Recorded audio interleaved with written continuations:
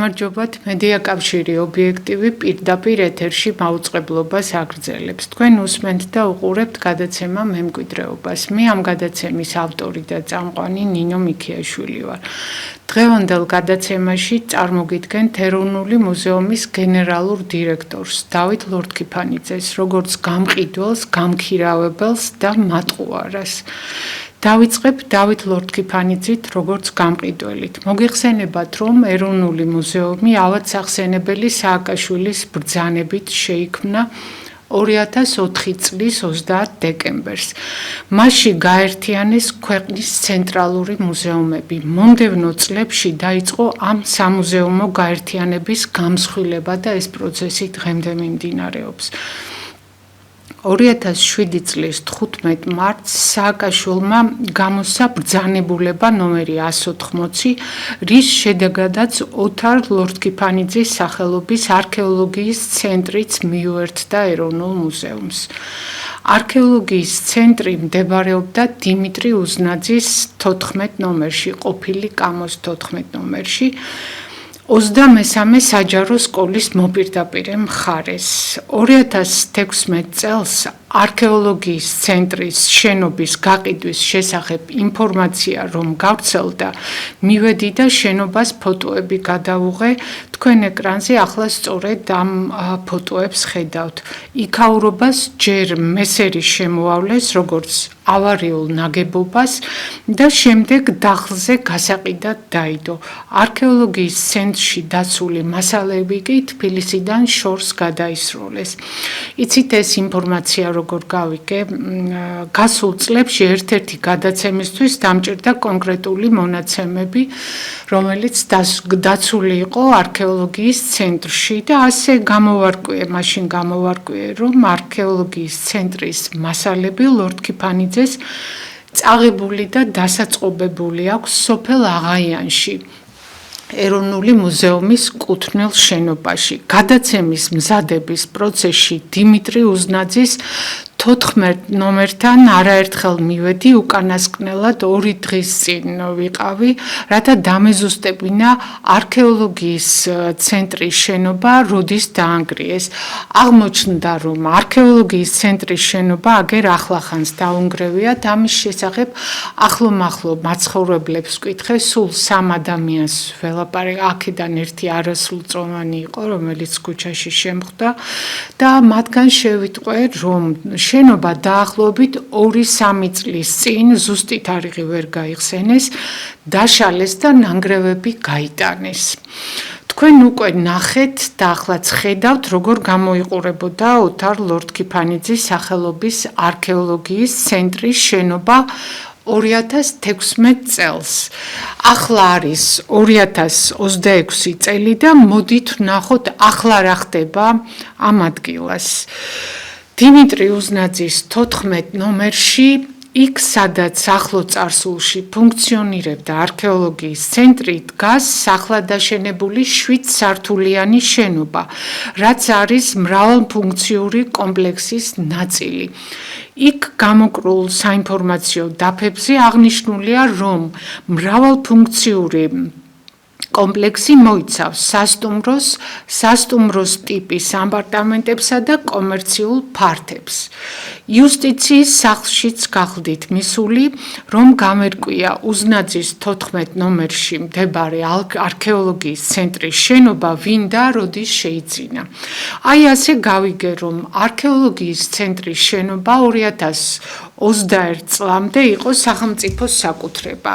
2021-ში იქაურობა შეიძინა შპს-ემ დეტალ პროპერტისი. ამ შპს-ს დამფუძნებელია ბეტა ჯგუფი, რომლის შემადგენლობა გახლავთ ასეთი: ბეჟან სამხარაძე, ნანა აროშიძე და ბეჟან მამალაძე. ეს არის ოფიციალური ინფორმაცია.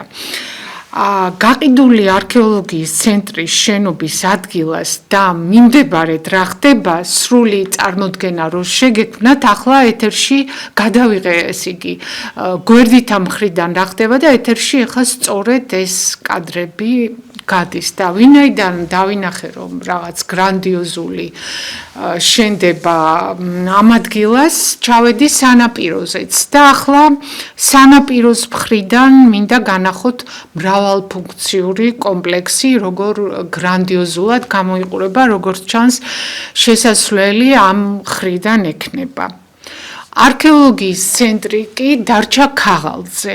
მე დღეს მინდა გაჩვენოთ ემოციური განცხადება დაკავშირებული არქეოლოგიის ცენტრთან.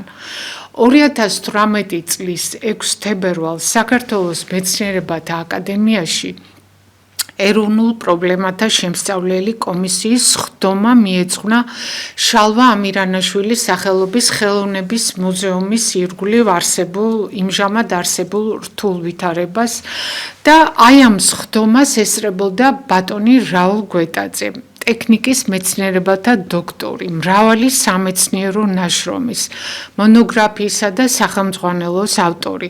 ბატონი რაულის გამოსვლიდან მე დღეს იმ ფრაგმენტს გთავაზობთ, რომელიც უშუალოდ არქეოლოგიის ცენტრს ეხება. საკუთარი მამის აშენებული ცენტრი რო დაანგრია, ისა არქეოლოგიის ცენტრი. მე იქ დავდიოდი 2 წლის განმავლობაში. საკუთარი მამის ცენტრი დაანგრია. რა უნდა ამგას სათავეში? როგორც ნახეთ და მოისმინეთ, ბატონი რაულ გვეტაძის ეს განცხადება ეხებოდა არქეოლოგიის ცენტრს, რომლის ადგილას მრავალფუნქციური კომპლექსის მშენებლობა დასასრულს უახლოვდება და იქ იქნება სასტუმრო, კომერციული ფართები და სხვა. მუზეუმთან დაკავშირებულ კიდევ ერთ სასტუმროზე მოგახსენებთ და წარმოგიდგენთ 2015 წლის 30 დეკემბრის სიუჟეტს.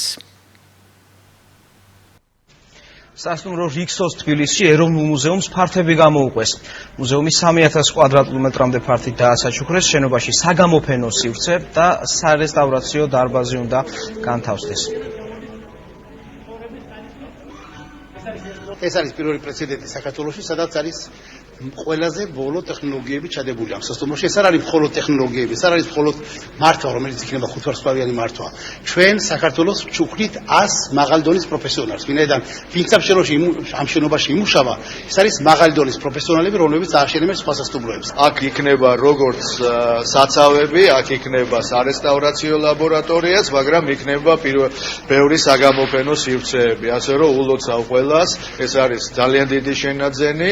ეს შეემატება ჩვენი ქვეყნის ტურისტულ პოტენციალს, გააჩენს სამუშაო ადგილებს ტურიზმის სფეროში და მნიშვნელოვანია, რომ ეს ყველაფერი ხდება იმ ფონზე, როდესაც საქართველოში 2015 წელი რეკორდული წელი იყო უცხოელი ტურისტებისა და ვიზიტორების თვალსაზრისით. ძალიან საინტერესო სინთეზი არის ბიზნეს ინტერესებისა და კულტურის და ხელოვნების, რომელიც უდაოდ არის ძალიან მნიშვნელოვანი და რაც მთავარია ის უბანი სივრცე, სადაც ეს ყველაფერი ხდება, არის სამუზეუმო უბანი და სწორედ ძალიან ლოგიკური გაგრძელება არის ამ კონცეფციისა.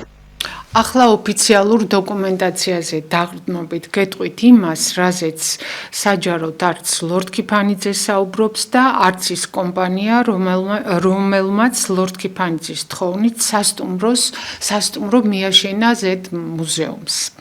გუდიაშვილის ქუჩაზე ხელოვნების მუზეუმის კუთვნილი 1894 კვადრატული მეტრი მიწის ნაკვეთის ზედ დამაგრებული შენობა ნაგებობებით, რომლის საერთო ფართი გახლდათ 1917 კვადრატული მეტრი, კომპანია CTM-ს გადაეცა 2006 წლის 4 სექტემბერს. ამ კომპანიის ერთ-ერთი დამფუძნებელი და დირექტორი არის იციკ მუშე. დოკუმენტაცია, რაზე დაყრდნობითაც ახლა გაცვით ინფორმაციას, ქონების ეროვნული სააგენტოსგან გამოვითხოვე და მივიღე. გუდიაშვილის ქუჩაზე ხელოვნების მუზეუმის კედელზე მიშენებულ სასტუმროს თავიდან ერქვა რიქსოსი. ახლა ვინ დამიქვია? ეს სასტუმრო აშენდა მუზეუმის კუთვნილ მიწის ნაკვეთზე, იქ სადაც ხელოვნების მუზეუმი უნდა განვითარებულიყო, მაგრამ მოხდა ისე, რომ ამ ტერიტორიაზე სასტუმრო ბიზნესი განვითარდა. ვინაიდან სასტუმროს მშენებლობა მიმდინარეობდა სამეზობლო მიჯნის დარღვევით, მოსალოდნელი გართულებების თავიდან ასაცილებლად ეროვნული მუზეუმის გენერალურმა დირექტორმა დავით ლორდ კიფანიძემ ლორთქიფანიძემ მისწერა თბილისის არქიტექტურის სამსახურს და ქონების მართვის სააგენტოს. სამეზობლო მიჯნის დარღვევა მევთხოვე კომპანიას, რომლის ხელმძღვანელთან იციკ მოშესთან მრავალი წელია ჰარმონიულად და ნაყოფიერად თანამშრომლობდო. ზუსტად ასე წერია ლორთქიფანიძის ხელმოწერილ განცხადებაში. ახლა კიდევ ერთ ამონარიც წავიკითხავ ხსენებული დოკუმენტიდან. ჩვენ თხოვეთ იციკ მოშეს, რომ შენობა მაქსიმალურად ახლოს მოედგა მუზეუმის კედელთან, რის გამოც დაირღვა სამეზობლო მიჯნის ზონა ჩვენს კუთვნილ ტერიტორიასთან, რაზეც ვაცხადებთ თანხმობას. მუზეუმის ფუნქციონირებისათვის ყველაზე ხელსაყრელი შესაძლებლობა კედლების ერთმანეთისგან ძალიან ახლოს განთავსება იყო. ციტატის დასასრული. როგორც ბოლო ვიდეო მასალაში ნახეთ და მოისმინეთ, სასტუმროს შენობაში მუზეუმს გამოუყვეს ფლიგელი. დავით ლორთქიფანიძე ირწმუნებოდა და დღემდე ირწმუნება, რომ სასტუმროს შენობაში არსებული მუზეუმის ფლიგელი სრულიად დამოუკიდებელია სასტუმროსგან. მოდით მოусმინოთ 2017 წლის 3 მარტს ლორთქიფანიძის მიერ გაკეთებულ განცხადებას. ჩვენ მივიღეთ ამის გარდა ძალიან მნიშვნელოვანი საჩუქარი, ერთ-ერთი დიდი შენობა გახოთ რიქსოსის, რომელიც სასტუმროსი, რომელიც მთელი ფლიგელი მუზეუმის არის აბსოლუტურად დამოუკიდებელი. ეროვნული მუზეუმის გენერალური დირექტორი იტყუება, სასტუმროსის ნაწილი, რომელიც მუზეუმისა არ არის დამოუკიდებელი. წარმოგიდგენთ ვიდეო კადრებს, რომელშიც ნახავთ მუზეუმის კუთვნილი ფლიგელიდან ახალგაზრდები როგორ უპრობლემოდ გადადიან სასტუმროს სივრცეში.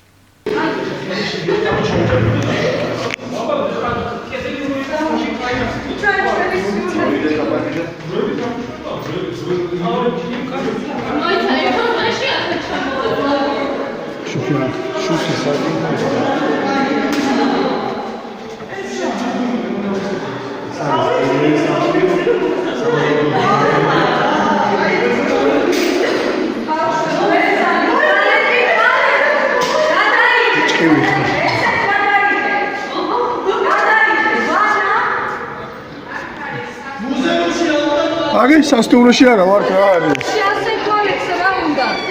და გამოჩნდეს სასტუმრო. ესეთ სასტუმრო მოვაგენით სასტუმროს თურმე სათყოფილა. აი ეს არის სასტუმრო, სადაც აპირებენ რომ გადავხედოთ ფანჯიდან ახლოა თქვა ჩვენ. ეს არის სასტუმრო, აი ნახეთ. მაგიდები ყველაფერი.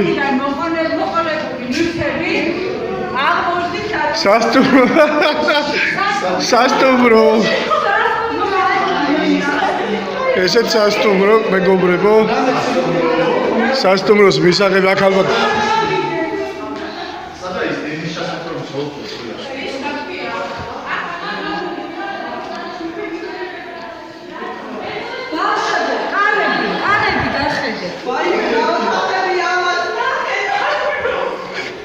მივაგენით სასტუმროს.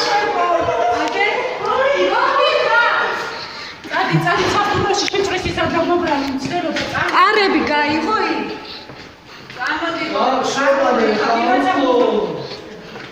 ეს რისია? მადლობთ რომ არ ეწევით ესე. სასტუმროში ჩვენ მხარეს გავედით. ქარიან ჩალები, ჩვენ გავედით. ხო. წავედით. სადაც? ამის ქვედა მხარეს არის ზუსტად ის დარბაზი, სადაც სასტუმრო ვიპოვეთ და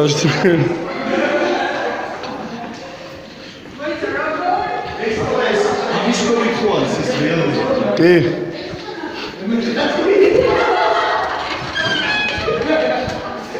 ჩადი გადიეთ. დაგვიკეტა იმან. დაგვიკეტა კარები?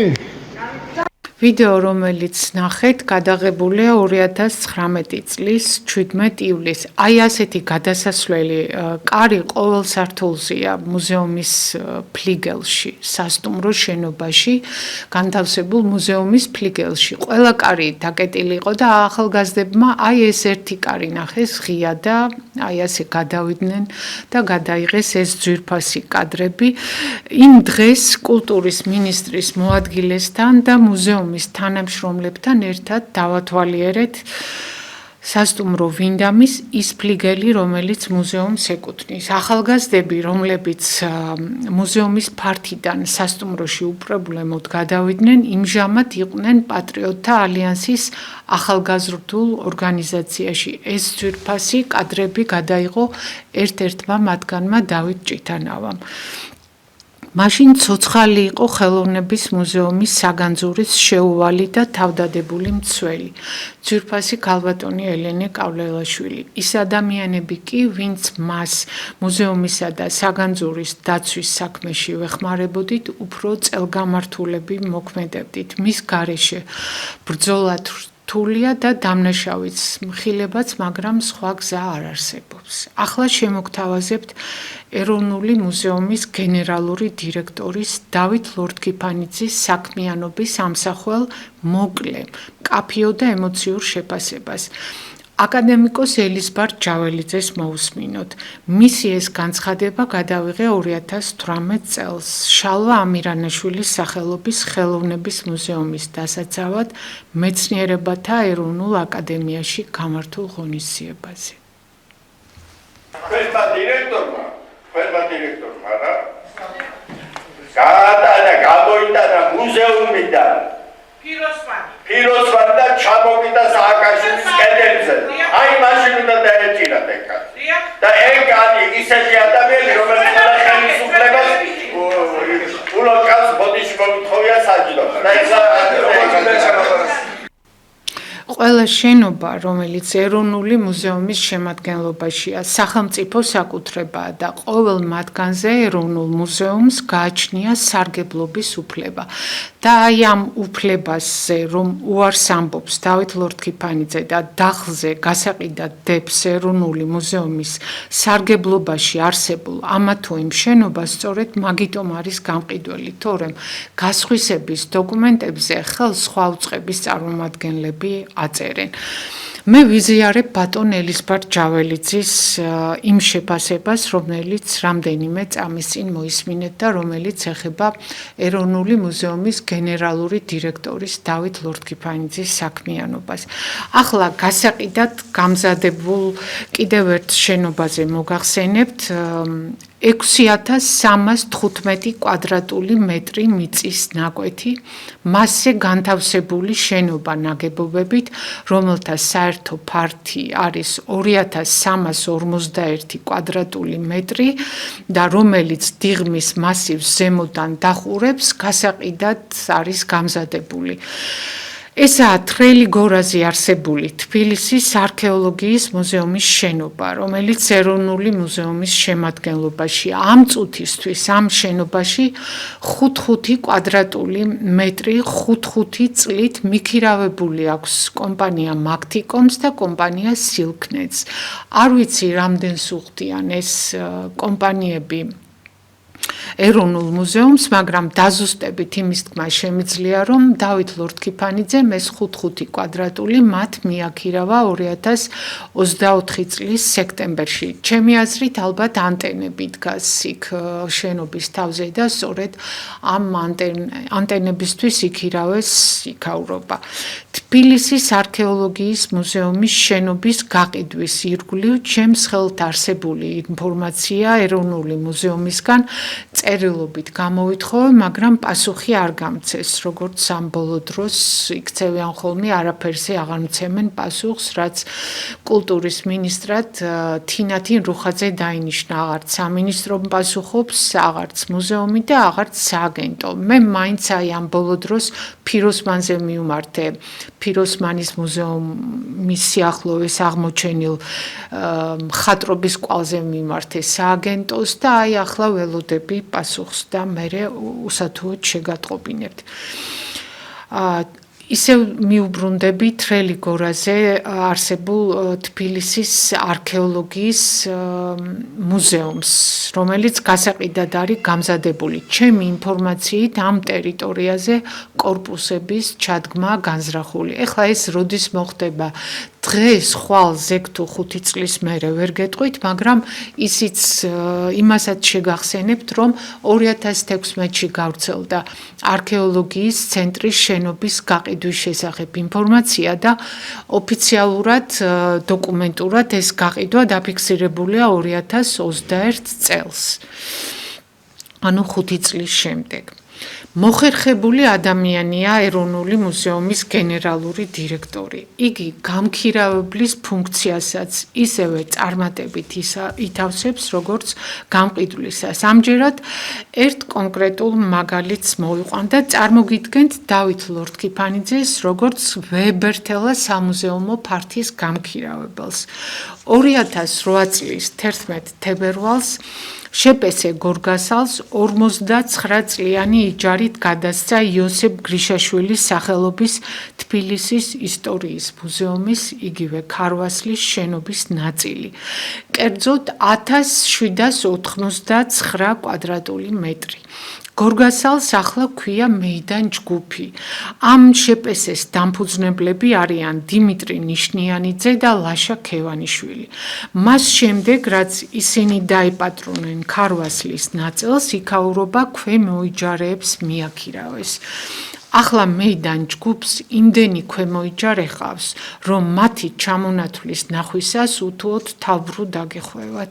მოგიხსენებათ, რომ თბილისის ისტორიის მუზეუმი იგივე ქარვასლა მდებარეობს სიონის საკათედრო ტაძრის გვერდით. მუზეუმის შენობა გადაქცეულია სავაჭრო ცენტრად, გასართობ მოსალხენ ადგილად, სადაც პერიოდულად ეპატიჟებიან ხოლმე დაუვიწყარი ცეცხლოვანი ღამეების გასათევად. მოდით ერთად ვნახოთ ვიდეო ანონსი, რომელიც გადაღებულია ქარვასლაში.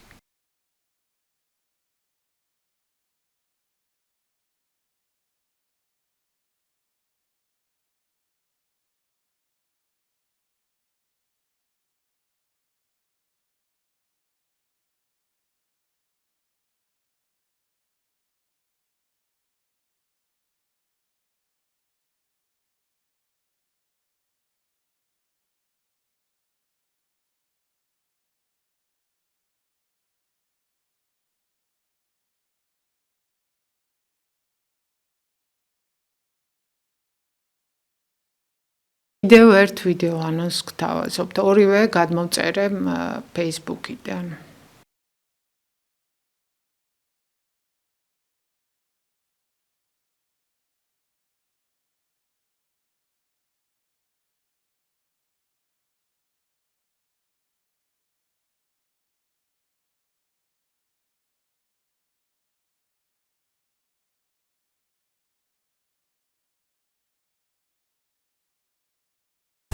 მიმდინარე წლის 30 იანვარს აი ამ ანონსის ნახვის შემდეგ საღამოს გვიან ნახე, აღშფოთდი, რაც ინტერნეტში ჩემს Facebook გვერდზე გამოვხატე.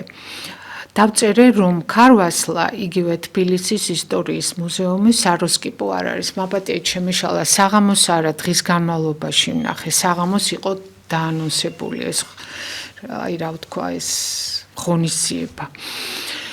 მიმართე ხელისუფლებას, რათა აღეკვეთათ იმ დღეს დაგეგმილი დაუვიწყარი ღამე. Facebook-ის ენაზე რომ ვთქვა, ხელისუფლების პირველი პირები მოვნიშნე და ამასთან ერთად ხმა მივაწვდინე ხელისუფლების საზოგადოებასთან ურთიერთობის სამსახურის გულისხმიერ ხელმძღვანელს. მალევე მივიღე პასუხი, რომ საქართველოს მთავრობამ აღკვეთა თბილისის ისტორიის მუზეუმში, იგივე ქარვასლაში დაუვიწყარი ღამის გამართვა. აი ასე გავიგე, რომ მუზეუმში შიშველი ქალების ტანდალი აკრძალეს. ბუნებრივია ამან გამახარა და Facebook-ში სასიხარულო ამბავი გამოვაქვეყნე. მეორე დღეს გავრცელდა ვიდეო კადრები, რომელიც ადასტურებდა, რომ დაანონსებული დაუვიწყარი ღამე მუზეუმის შენობაში მაინც გაუმართავთ. ვიდეო მასალა, რომელსაც ახლა ნახავთ, გადაღებულია 30 იანვრის ღამეს. იოსებ გრიშაშვილის სახელობის თბილისის ისტორიის მუზეუმის შენობის იმ ნაწილში, რომელიც დავით ლორთქიფანიძემ 59 წლიანი იჯარით გადასცა დიმიტრი ნიშნიანიძესა და ლაშა ქევანიშვილს.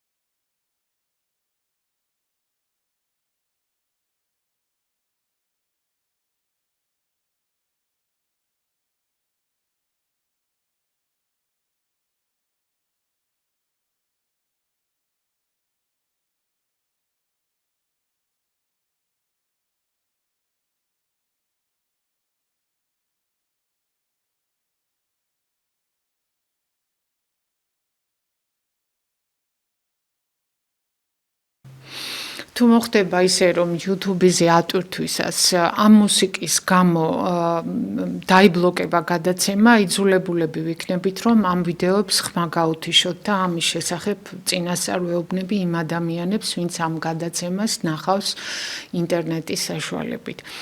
ამ ვიდეო კადრების ნახვის შემდეგ თბილისის ისტორიის მუზეუმის შენობაში მივედი, გაქირავებულ ნაწილში იყო ნინო იოსელიანი, რაღაც იდუმალი ბაღების ხელმძღვანელი, ასე ქვია იმ გაქირავებულ ფარტს.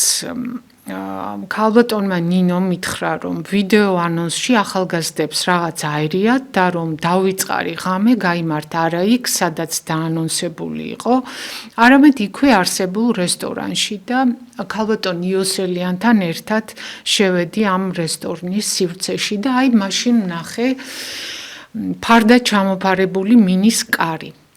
რესტორანი გახსნილია მუზეუმის კუთვნილ ფართში, რაც კანონითაც დაუშვებელი აკრძალულია, მაგრამ ამის შესახებ სხვა დროს უფრო ვრცლად მოგახსენებთ. ესე იგი, რესტორანი გახსნილია მუზეუმის კუთვნილ ფართში, რომელიც მეიდან ჯგუფს 59 წლიანი იჯარით გადასცა დავით ლორთქიფანიძემ 2008 წელს. ქარვასლაში ყოფნისას დავაზუსტე შემდეგი დეტალები.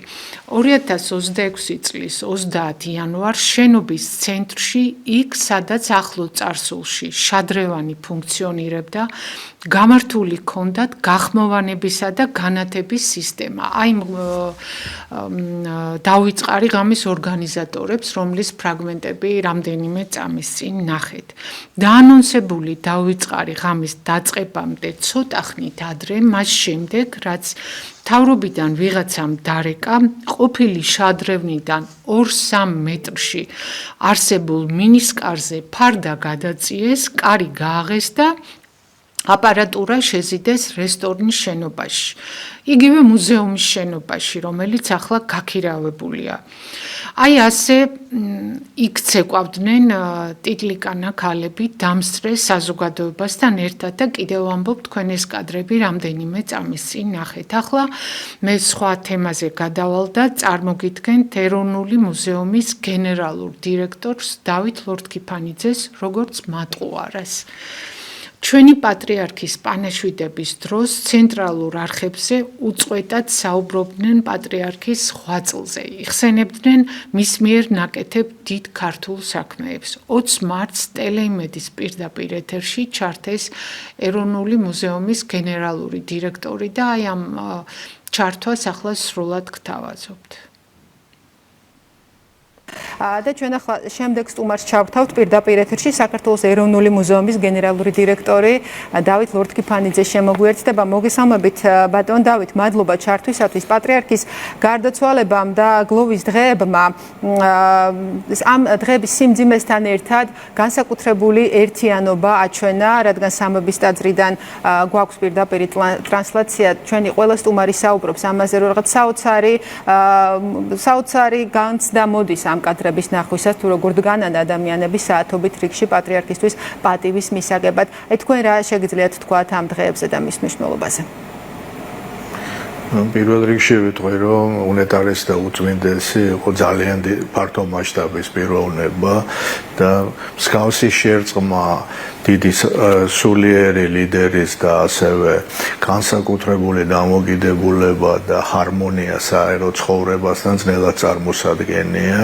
მოდი გადამეტების გარეშე ეს არის დიდი საერთაშორისო მასშტაბის ფიგურა, რომლის ბიოგრაფიის კვლევა ჯერ კიდევ წინა გვაქვს და მის ცხოვრების შემიძლია გითხრათ, რომ მას მისი დამოკიდებულება გამოიხატებოდა ყველა მიმართულებით. მე მხოლოდ შემიძლია ვისაუბრო კულტურის, კულტურული მემკვიდრეობის მიმართ, მისი განსაკუთრებული, არა მხოლოდ დამოკიდებულება ზოგადად და მისი რჩევები. მე ვიტყოდი, ის იყო წარმართველი და ბევრი რამე არის საზოგადოებისთვის ცნობილი, ბევრი რამე ჯერჯერობით არ არის და შეიძლება არც იყოს ცნობილი. მაგრამ ერთი შემიძლია გითხრათ, მსგავსი მცველი ეროვნული საგანძურის ჩვენ ქვეყანას არ ყოლია და ის იყო ამის განსაკუთრებელი განმახორციელებელი.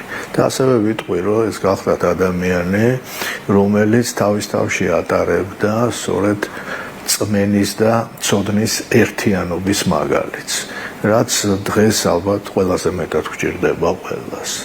და ბევრი სხვადასხვა შემთხვევები იყო, როდესაც მე მქონდა ბედნიერება მასთან შეხების და ალბათ ცხოვრების ბოლო თუ იქნები მისი მადლიერი, მისი განსაკუთრებული რჩევების, ის მონაწილეობდა ესეთ არა მხოლოდ თქვათ იგივე ეროვნული საგანძურის სწორად დაბინავების პროცესში, მისი დამოკიდებულებით ან სვანეთის მუზეუმში, როდესაც იყო ძალიან კრიტიკული სიტუაცია, სწორი მისი დამოკიდებულებით და რჩევებით.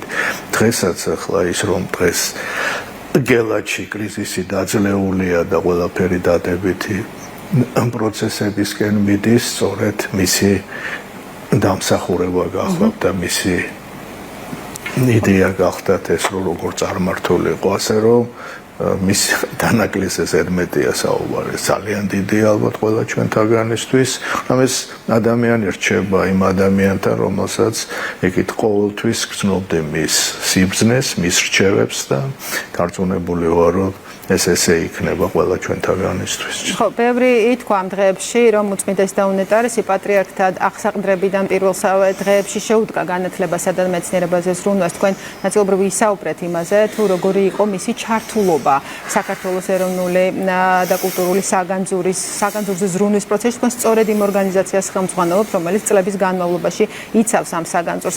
აი, რამდენად დიდია მისი როლი ამ ყველაფრის შენარჩუნებაში და რამდენად იქნება დანაკლისი მისი არყოფნა? იცით, მე ვიტყოდი, რომ არა მხოლოდ ეროვნული საგანძურის, ალბათ მთლიანად მეცნიერების. მე ვიტყვი იმასაც, რომ მას არა მხოლოდ ჰქონდა განსაკუთრებული ბუნებრივია ცოდნა სულიერი მნიშვნელობის, არამედ ძალიან პრაქტიკული მეცნიერული ცოდნა ჰქონდა მას და დავამატებ იმასაც, რომ ეს არ იყო მხოლოდ კულტურულ მემკვიდრეობაში. მე მქონდა ბედნიერება ერთხელ მეგობარ ფიზიკოსთან და ბიოლოგთან ერთად მასთან ძალიან დიდი ხნის საუბარი ვქონოდა. მან ძალიან ზუსტად იცოდა მნიშვნელობა მთლიანად მეცნიერების. შესაბამისად, ის იყო ყოველთვის არა მხოლოდ მხარდამჭერი, ის იყო თანამონაწილე, მე მინდა ამის თქმა და ვფიქრობ, რომ გავიმეორებ იმას, რომ ის ყოველთვის ჩვენთან ერთად იქნება და მას ვკითხავთ ხოლმე ჩვენ რჩევებს ძალიან კრიტიკულ სიტუაციაში. ხო, ფაქტობრივად საქართველოს უახლესი ისტორია არ არსებობს პატრიარქ ილია მეორის გარეშე და ამ პერიოდს, მისი მოღვაწეობის პერიოდს უკავშირდება არა მხოლოდ განვლილი გზა, არამედ ამ გზაზე სხვადასხვა ისტორიული აღმოჩენები საქართველოში, მაგალითად, რადგან თქვენ ხართ ჩვენი სტუმარი, მე მინდა გავიხსენო ის აღმოჩენები, რომლის ავტორი ხართ თქვენ და რომელმაც საქართველო მონიშნა მსოფლიოს კაცობრიობის ისტორიის რუკაზე, როგორც მაგალითად პირველი ევროპელების სამშობლო და ეს უკავშირდება სწორედ იმ პერიოდს, როცა იყო საქართველოს პატრიარქი ილია მეორე. აი, შეიძლება თუ არა ეს პერიოდი გაიხსენოთ, რამდენად იყო ის ჩართული და შემფასებელი ამ მნიშვნელოვანი აღმოჩენებისა? იცით, მე გარკვეულწილად ყოველთვის შინაგანად მას ვაბარებდი ანგარიშს, ეს ეხებოდა როგორც ასე ბიოლოგიურ აღმოჩენებს, ის ეროვნულ მემკვიდრეობაში, იგივე უძველესი ღვინის ნაშთების და საერთოდ ის იყო ძალიან დიდი მხარდაჭერი მე ხას გავუსვა თანამედროვე მეცნიერების. ის იყო ძალიან თანამედროვე ადამიანი. ვერავინ ვერ იტყვის, რომ ის ოდნავ მაინც ჩამორჩებოდა დროს.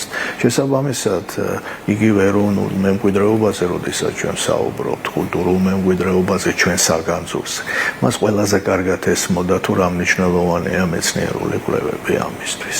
ეს გარკვეულწილად არის სახელმძღვანელო. ჩემს პირადად მისი ბიოგრაფია, მისი დამოკიდებულება, ყველა შეხვედრა ეს არის დიდი წიგნი, ეს არის სწავლა და მე ვისურვებდი, რომ უფრო მეტ ადამიანს გაეაზრებია, გარდა ემოციისა, ასევე გაეაზრებია ის თუ რა ბუმბერაზე გადამეტების გარეშე მასშტაბის ფიგურა გახდათ ის.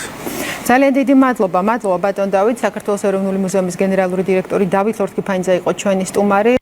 ალბათ მიაქციეთ ყურადღება, რომ ჟურნალისტმა, იმედის ჟურნალისტმა ლორთქიფანიძე მოიხსენია როგორც დმანისის აღმოჩენის ავტორი. ლორთქიფანიძის ადგილას წესიერი ადამიანი ჟურნალისტ მიუთითებდა, რომ ავტორი მე კი არ ვარ, არამედ ბატონი ჯუმბერ კოპალიანი და მისი ხელმძღვანელობით მოქმედი არქეოლოგიური ექსპედიცია იყო. ლორთქიფანიძე წესიერი ადამიანივით არ მოქცეულა, მან ტყუილი შეიფერა. როგორც მოისმინეთ, ლორთქიფანიძემ ხელოვნების მუზეუმის საგანძურზე და სვანეთის მუზეუმზე ისაუბრა. მას რომ ეთქვა ახლო წარსულში ხელოვნების მუზეუმის საგანძურთან და სვანეთის საგანძურთან დაკავშირებით მე მქონდა პატრიარქისგან განსხვავებული პოზიცია და დღეს ამის გამო ძალიან მწუხვარო. ან რომ განეცხადებინა, მე სააკაშვილი რურუას წინ ვერაფრით აღუდექი სვანეთის საგანძურთან დაკავშირებით და ამიტომ შეიქმნა კრიტიკული ვითარებაო.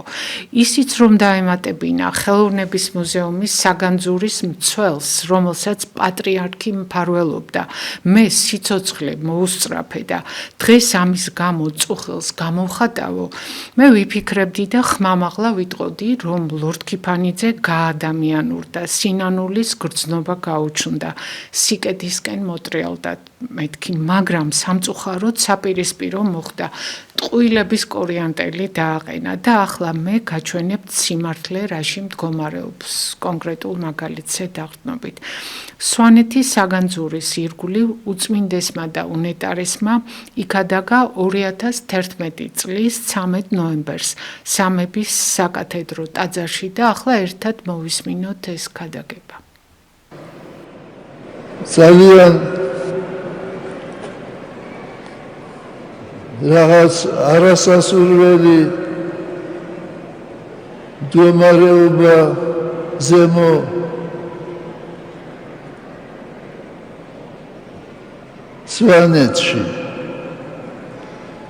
სვანეთში როგორც უვარლისი შენობა დაანგრიეს ყოფილი მუზეუმი და ეს ძვირფასი ხატები და ნივთები, რომელსაც ინახავდა ქართველი ხალხი, ეს არის ჩაკეტილი ისეთ სპეციალურად გაკეთებულ სათავსოებში. ეს იმდენად მოუხერხებელია და იმდენად საშიშია, რომ შეიძლება ყინვამ და თოვლმა და თოვლჭყაპმა დააზიანოს ეს ხატები და ერთადერთი გამოსავალია, რომ ეს ხატები იყოს დალაგებული წმინდა ნიკოლოზის ეკლესიაში. წმინდა ნიკოლოზის ეკლესიაში იქნება იქამდე, სანამ აშენდება კარგი მუზეუმი, სადაც გათვალისწინებული იქნება ყველაფერი და საშიში მდგომარეობაში არ იქნება. ეს საკითხი თითქოს უკვე წყდებოდა, მაგრამ დღემდე არ არის გადაწყვეტილი და ჩამოდიან სვანები თბილისში აწუხებენ ჩვენს ხელისუფლებას, ჩემთან მოდიან და არასასიამოვნო სულ უბრალოდ საკითხზე ისეთი არასასიამოვნო და მიუღებელი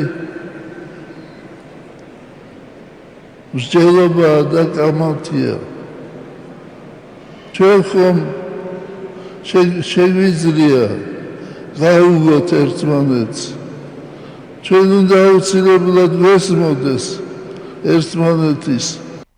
წმინდა ნიკოლოზის ტაძარი, რომელზეც პატრიარქმა ბრძანა, მდებარეობს მეუფის რეზიდენციიდან რამდენიმე მეტრში იმ სივრცეში, სადაც რეზიდენციაა. მაგრამ პატრიარქს არავინ არ მოусმინა, არ გაითვალისწინა მისი შეთავაზება. ნოემბრის ბოლოს სვანეთის საგანძური გადაიტანეს აეროპორტის გზაზე დამეწყრელ შენობაში. ეს ვიდეო კადრები, ფოტომასალა ძალიან ბევრჯერ უნახავს ობიექტივის და კონკრეტულად ამ გადაცემის მაყურებელს წლების განმავლობაში. იქ გადაზიდეს ძვირფასი ჯვარხატები, ესე იგი, სხვა ექსპონატები დაბინავებული ჰქონდათ მუზეუმის მიმდებარედ ერთ-ერთი მობინადრის ეზოში და ასე იყო ყველაფერი, სანამ არ გაიხსნა ახალი მუზეუმი. როგორც მოგახსენეთ, პატრიარქის ქადაგება 2011 წლის 13 ნოემბერს იყო. 2 დღის შემდეგ TV პალიტრამ მოამზადა სიუჟეტი და ახლა ეს სიუჟეტი მინდა შემოგთავაზოთ. 2011 წლის 15 ნოემბრის სიუჟეტი.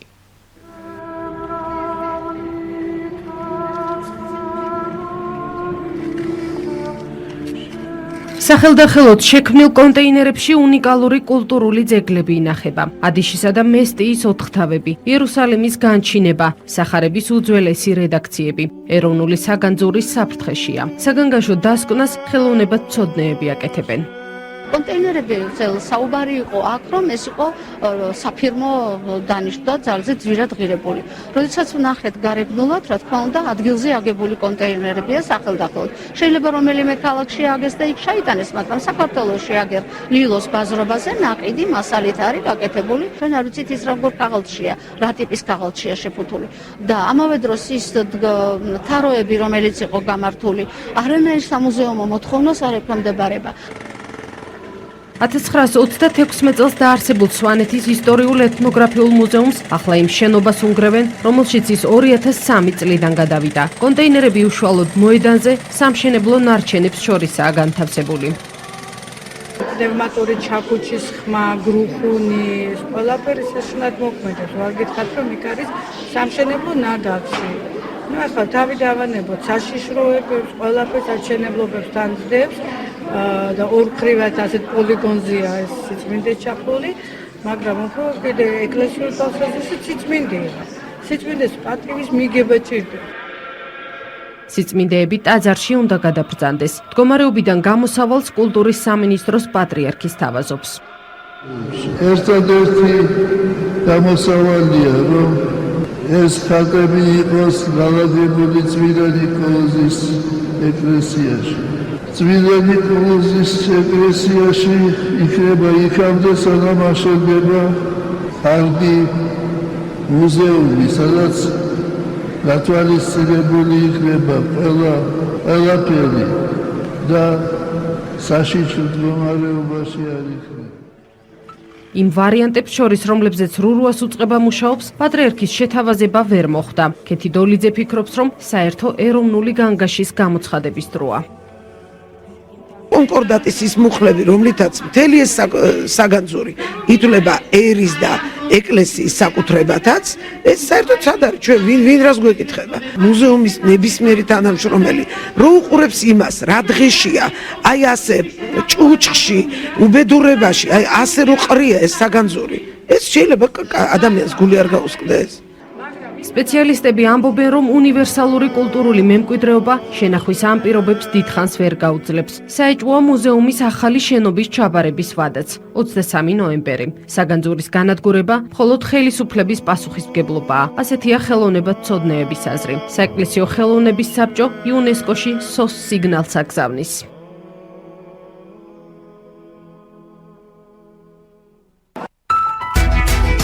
რაც ახლა სვანეთის საგანძურთან დაკავშირებით ნახეთ და მოისმინეთ, როგორც პატრიარქის გადაგებაში, ისე ტევე პალიტრას სიუჟეტში, აი მის სრულად საპირისპირო თქვა დავით ლორთქიფანიძემ 2011 წლის 28 ნოემბერს და მოვისმინოთ მისი ეს განცხადება, რომელიც მაშინ ყველა არხზე გავიდა. ყველა საერთაშორისო სტანდარტის დაცვით იყო კოლექცია დაცული, ნებისმიერი ექსპერტიზა, ნებისმიერი ორგანიზაციის, ნებავთ ეს იქნება საერთაშორისო, იქნება ადგილობრივი და ჩვენ შეგვიძლია თავად გითხრათ, რომ საქართველოს ეროვნული მუზეუმი ნებისმიერი ექსპონატისთვის იცავს საერთაშორისო სტანდარტს. აი ასე ურცხვად თქვა ტყუილი ვიდეოკამერის წინ ამდენი წელი გავიდა და სიცრუის ტირაჟირებას აგრძელებს. ამბობს პატრიარქის რჩევებს ყურს ვუგდებდი, ის ყოველთვის ჩვენთან ერთად იქნება და მას ვკითხავთ რჩევებსო. ლორთქიფანიძემ ხელოვნების მუზეუმის საგანძურსა და გელათის სამონასტრო კომპლექსის ირგვლივაც ისაუბრა. ამ თემებზე რომელიმე მომდევნო გადაცემაში მოგაცვდით დეტალურ ინფორმაციას. მე დღეს ამ გადაცემაში არ ჩამომითვლია ლორთქიფანიძის დანაშაულებრივი საქმიანობის ამსახველი ფაქტები. არ მინახვებია ამგვარი საქმიანობის დამადასტურებელი ვიდეოკადრები, არც დოკუმენტები და ამონარიდები წამიკითხავს. დღეს გაჩვენეთ ეს ადამიანი როგორც გამყიდველი, გამქირავებელი და მატყუარა. მომდევნო გადაცემა არანაკლებ საინტერესო იქნება. მე დღეს ამით დაგემშვიდობებით და მომდევნო გადაცემამდე დაგემშვიდობებით, კარგად ბრძანდებოდეთ.